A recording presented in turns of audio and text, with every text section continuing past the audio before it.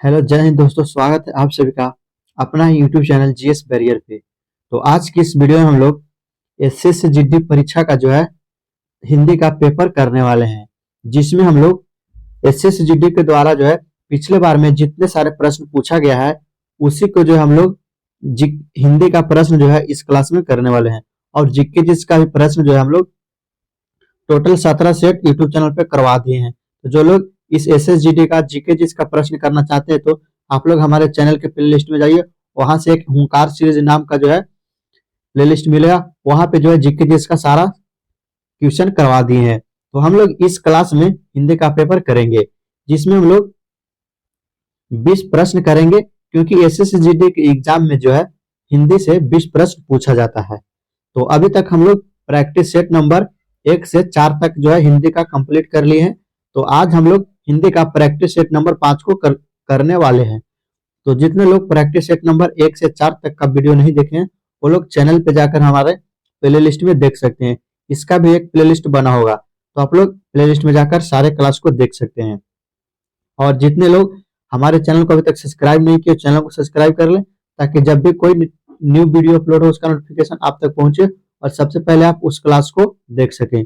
और इस क्लास के खत्म होने के बाद अगर आप लोग पीडीएफ लेना चाहते हैं तो टेलीग्राम चैनल को ज्वाइन कर सकते हैं। टेलीग्राम चैनल का लिंक इस वीडियो के डिस्क्रिप्शन में मिल जाएगा। तो चलिए आज हम लोग प्रैक्टिस सेट नंबर 5 की क्लास को स्टार्ट करते हैं। तो आज इस क्लास में हम लोग जो 11 जनवरी 2023 का 9 AM से 10 AM शिफ्ट में जो एग्जाम हुआ था उसी का प्रश्न करेंगे।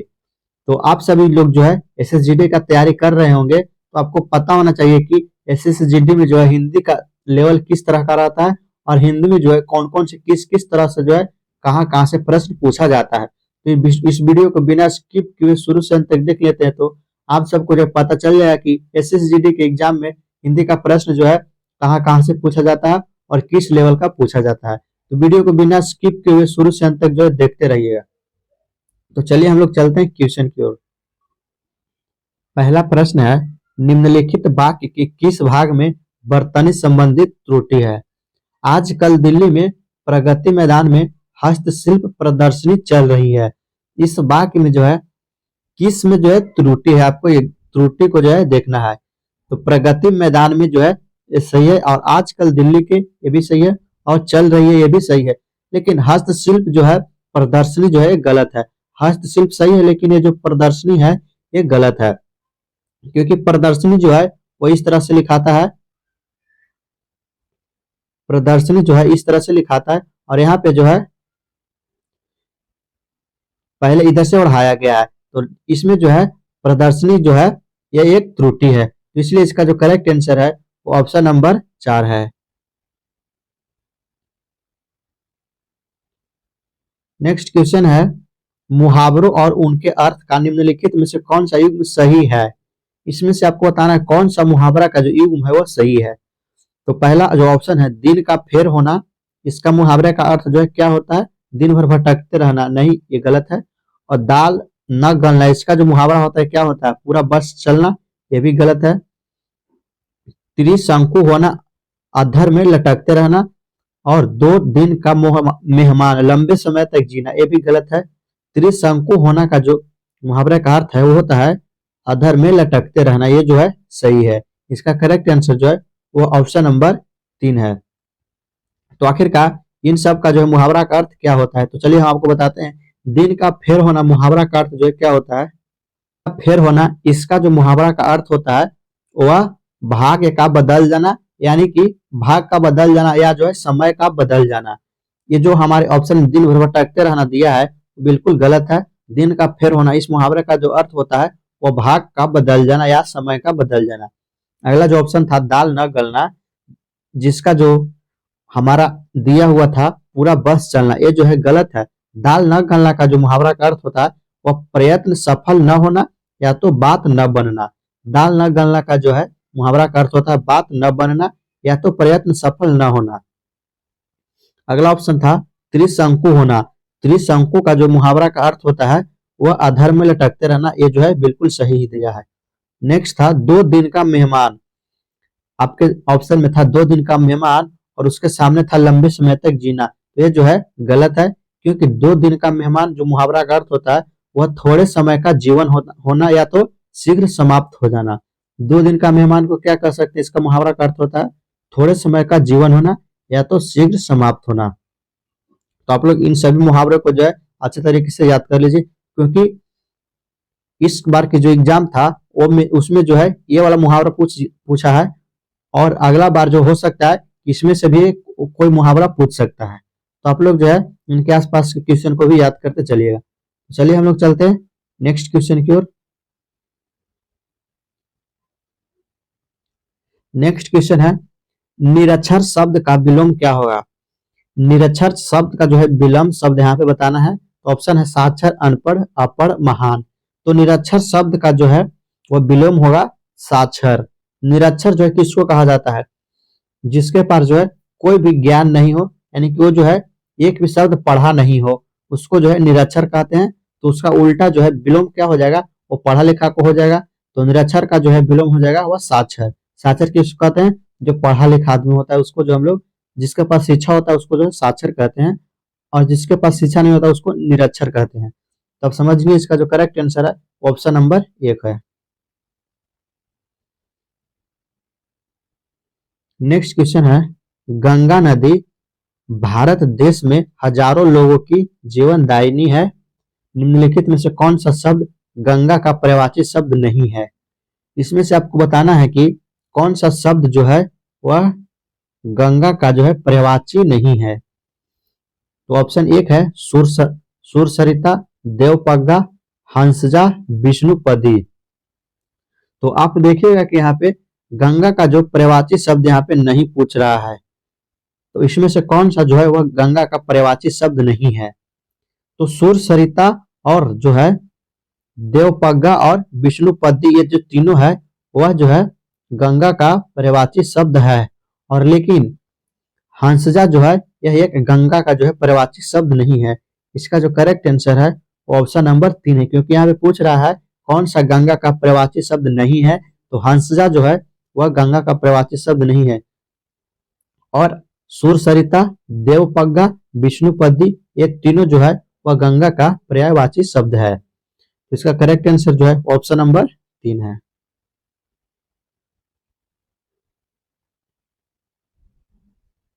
नेक्स्ट क्वेश्चन है, निम्नलिखित में से अशुद्ध वाक्य कौन सा है।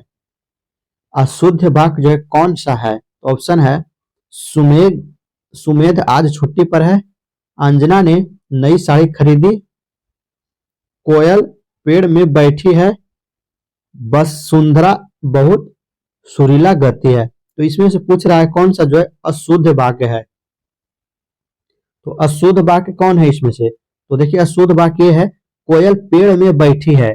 कोयल पेड़ में जो नहीं बैठती है, यहाँ पे जो में शब्द दिया है ये जो है गलत है। कोयल पेड़ पर बैठती है, तो यहाँ पे अगर पर होता तो ये जो है सही वाक्य हो जाता, लेकिन हमसे पूछ रहा है कौन सा अशुद्ध है, तो इसमें से अशुद्ध जो है ऑप्शन नंबर 3 है। कोयल पेड़ में नहीं बैठी है, कोयल जो है पेड़ पर बैठी है, ये रहता तो जो है सही हो जाता। तो इसका करेक्ट आंसर जो है वो ऑप्शन नंबर 3 है। नेक्स्ट क्वेश्चन है, सारे शरीर की हड्डियां, सारे शरीर की हड्डियों का ढांचा वाक्यांश के लिए सार्थक शब्द है। सारे शरीर की हड्डियों का ढांचा जो है इसके लिए सार्थक शब्द कौन है, तो ऑप्शन है शरीर का हड्डियां, कंकाल, हड्डी का ढांचा, मांसपेशियां। तो सारे शरीर की हड्डियों का ढांचा वाक्य के लिए जो सार्थक शब्द है वह कंकाल है। इसका जो करेक्ट आंसर है ऑप्शन नंबर 2 है।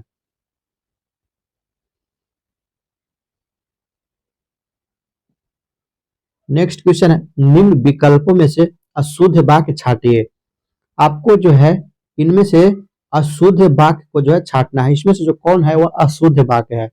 तो ऑप्शन है शीला को नाटक अच्छा लगा, लड़की पुस्तक पढ़ती है, मुझे उस पर दया आती है, लड़के ने घर जाना है। तो अशुद्ध वाक्य जो इसमें से आपको जो है वाक्य पढ़ने के बाद जो आपको पता लग गया होगा कि कौन सा जो इसमें अशुद्ध वाक्य है। लड़के ने घर जाना, ये तो कोई सेंटेंस नहीं बन रहा है। यहाँ पे अशुद्ध वाक्य जो है वो ऑप्शन नंबर 4 में है। इसका जो करेक्ट आंसर ऑप्शन नंबर 4 है, लड़के को घर जाना है।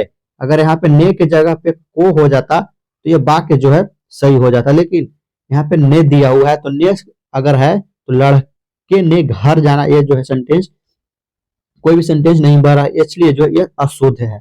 और अगर लड़के को घर जाना है, अगर को यहाँ पे रहता तो ये वाक्य जो है ये भी शुद्ध हो जाता। तो आपको क्या करना था, इसमें से अशुद्ध वाक्य को छांटना है। तो देखिए अशुद्ध वाक्य जो है ऑप्शन नंबर 4 है, इसका करेक्ट आंसर ऑप्शन नंबर 4 है।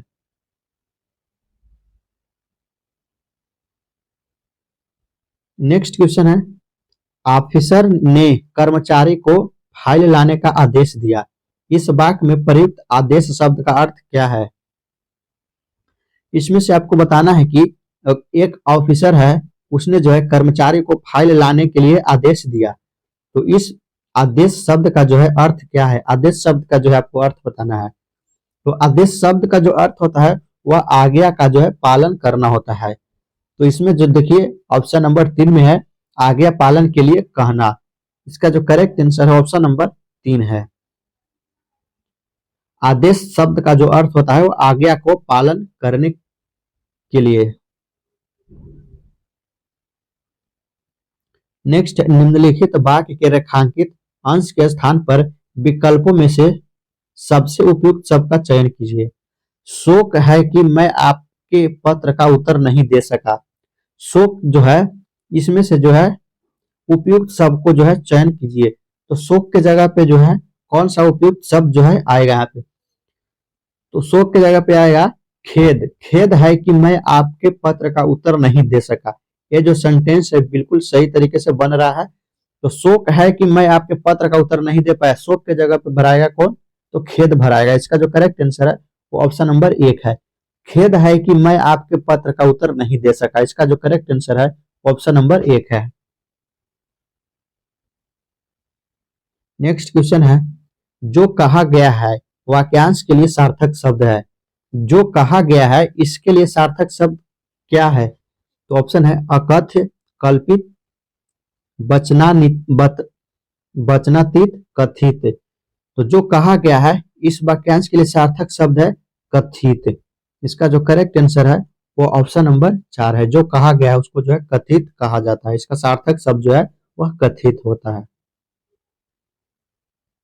नेक्स्ट क्वेश्चन है, तब की बात कुछ और थी, फिर ऐसा नहीं होगा। उपरोक्त वाक्य में प्रयुक्त तब फिर समार्थक क्रिया विश्लेषणों के सही अर्थ जो है क्या है? तो इसमें से जो है सही क्रिया विशेषण का जो अर्थ है वो है तब का अर्थ उस समय और फिर का अर्थ दोबारा होता है।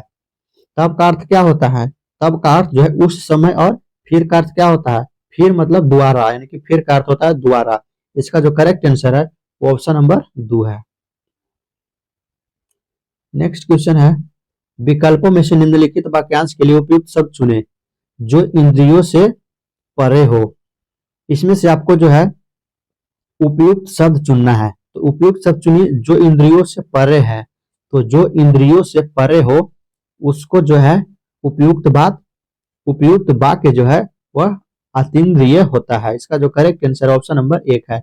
जो इंद्रियों से परे हो उससे जो है अतीन्द्रिय कहा जाता है। इसका करेक्ट आंसर ऑप्शन नंबर 1 है। नेक्स्ट, निम्नलिखित मुहावरे के लिए उपयुक्त सार्थक शब्द है। निम्नलिखित मुहावरे के लिए उपयुक्त सार्थक शब्द है टका साथ जवाब देना। टक्का साथ जवाब देना मुहावरे का जो है सही सार्थक शब्द कौन है? तो टक्का साथ जवाब देना का जो है उपरोक्त मुहावरे का जो अर्थ है वह है साफ इंसान करना, साफ इनकार करना। टक्का साथ जवाब देना का जो सही मुहावरे का अर्थ है वह साफ इनकार करना, यानी कि मना करना। तो इसका जो करेक्ट जो उपयुक्त सार्थक शब्द है वो ऑप्शन नंबर 3 है। निम्नलिखित वाक्य के किस भाग में शब्द चयन संबंधित अशुद्धि है? हिंदी के प्रचार में बहुत बड़े बड़े संकट है। हिंदी के प्रचार में जो बहुत बड़े बड़े संकट है, इसमें से जो आपको अशुद्धि क्या है आपको चूज करना है।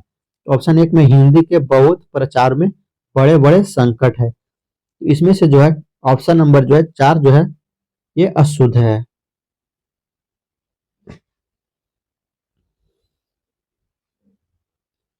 क्योंकि यहाँ पे जो है संकट दिया गया है इसमें जो अशुद्धि है, क्योंकि बड़े बड़े यहाँ पे संकट के जगह पे जो है समस्याएं भी हो सकता था, क्योंकि संकट के जगह पे बड़े बड़े समस्याएं हैं, ये जो शब्द है वह उपयुक्त है। इसका जो सही उत्तर है ऑप्शन नंबर 4 है।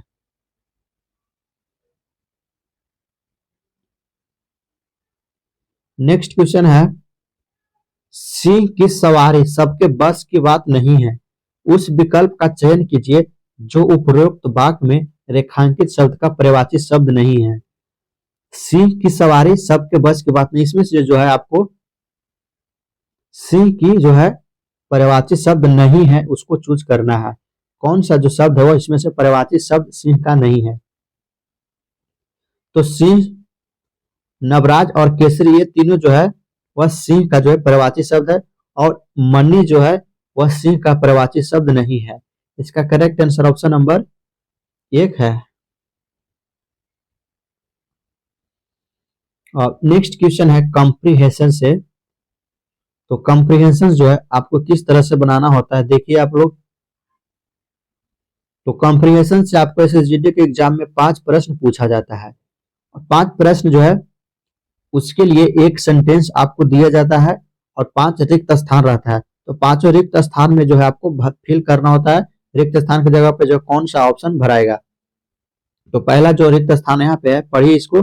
वैसे तो सभी आयु वर्ग के लोग अपने अपने जन्मदिन खाली स्थान मनाते हैं। तो इस खाली स्थान पे जो है आप लोग इस सब चारों ऑप्शन में से पढ़ कर देखिए कौन सा जो है अच्छे तरीके से मैच कर रहा है यहाँ पे। तो वैसे तो सभी आयु वर्ग के लोग अपने अपने जन्मदिन प्रसन्नता पूर्वक मनाते हैं। प्रसन्नता पूर्वक मनाते हैं जो सही है, यहाँ पे जो शब्द जो है वह बिल्कुल सही तरह से मैच कर रहा है। तो इसका जो करेक्ट आंसर ऑप्शन नंबर 3 है। यहाँ पे जो है आपका प्रसन्नता पूर्वक ऑप्शन में है, तो यहाँ पे प्रसन्नता पूर्वक भराएगा। नेक्स्ट है, यहाँ तक हो गया। और अगला है, पर बच्चों में इस दिन को मनाने की उत्सुकता कुछ खाली स्थान ही होती है। यानी कि बच्चों में इस दिन को मनाने की उत्सुकता कुछ अधिक ही होती है। यहाँ पे जो अधिक है वो बिल्कुल अच्छी तरह से मैच कर रहा है। यहाँ पे इसका जो करेक्ट आंसर है ऑप्शन नंबर 1 हो जाएगा। इस स्थान पे जो है अधिक ही भराएगा।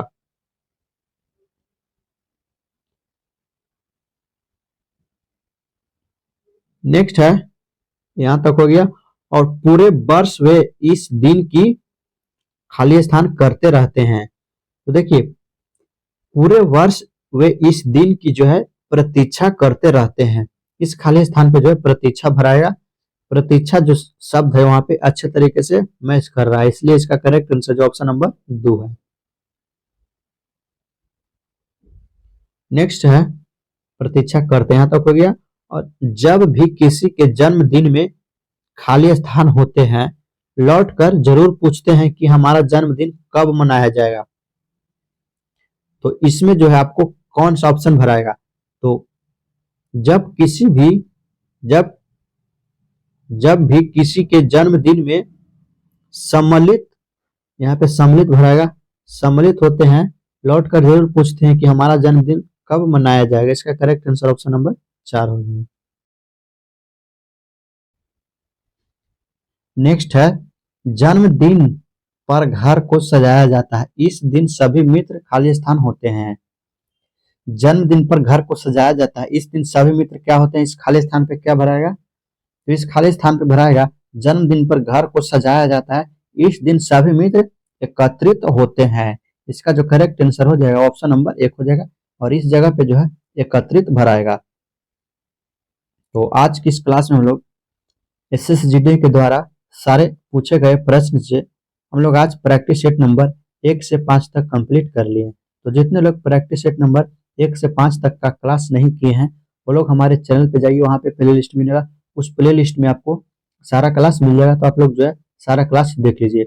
और अभी तक जितने लोग चैनल को सब्सक्राइब नहीं किए चैनल को सब्सक्राइब कर लें, और इस क्लास का पीडीएफ लेने के लिए आप लोग टेलीग्राम चैनल को ज्वाइन कर लें। तो आज के इस क्लास में इतना ही, चलिए मिलते हैं नेक्स्ट क्लास में।